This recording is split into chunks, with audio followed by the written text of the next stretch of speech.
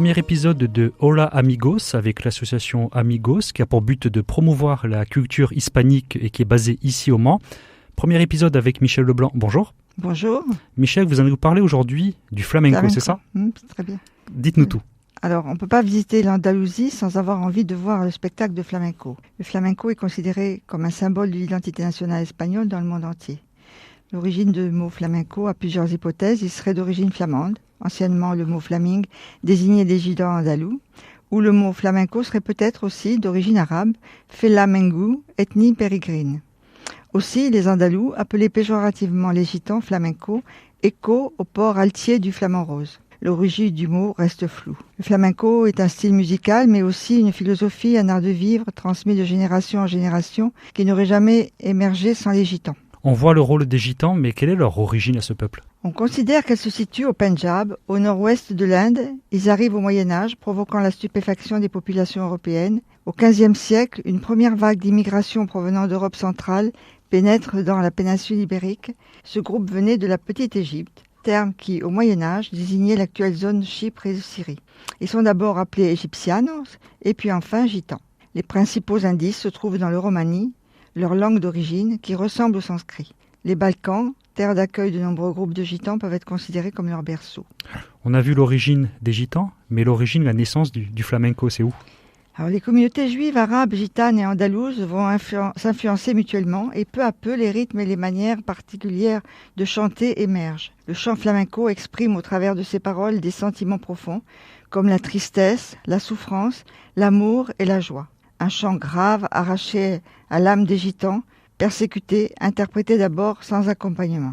La guitare, les castagnettes et d'autres instruments rentreront ensuite dans la tradition andalouse. La danse fait son entrée au XIXe siècle. Les mains tourbillonnent au-dessus des têtes, rappelant la légèreté du vol de la colombe, et les pieds qui frappent le sol pour affirmer la révolte de ce peuple. Petite anecdote, l'histoire voudrait que les coups des talons frappés sur le sol par les femmes servent d'alarme pour prévenir leurs hommes de la présence des soldats de Charles Quint des Flandres. Ces coups rappellent aussi le bruit des bottes du talon de bois des Flamands et le cliquetement des sabres frôlant le sol suivant la cadence de leurs pas. Le reste de la danse, bras et jambes, le charme du mouvement restitue la culture venue de l'Inde.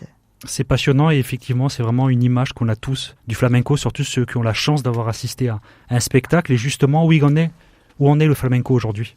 Alors, il continue d'évoluer en s'adaptant aux influences contemporaines tout en préservant des racines traditionnelles.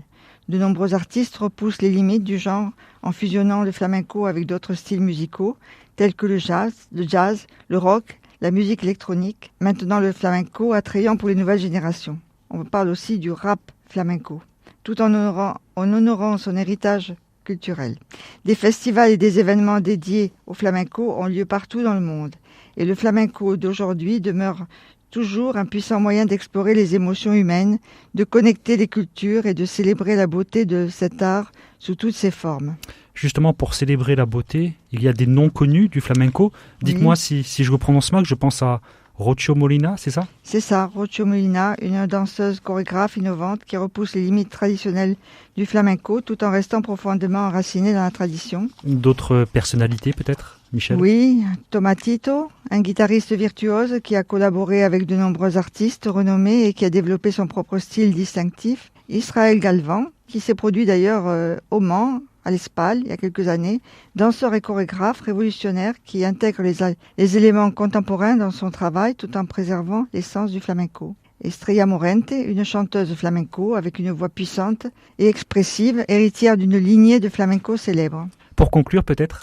Alors on se rend compte de la place importante du flamenco en Espagne en voyant dans les villes grandes et petites les écoles de flamenco. En France aussi, on prend plaisir à pratiquer cette danse, surtout dans les villes du Sud, mais aussi au Mans avec Noémie Lointier qui propose, avec danse et vibration, des cours d'initiation.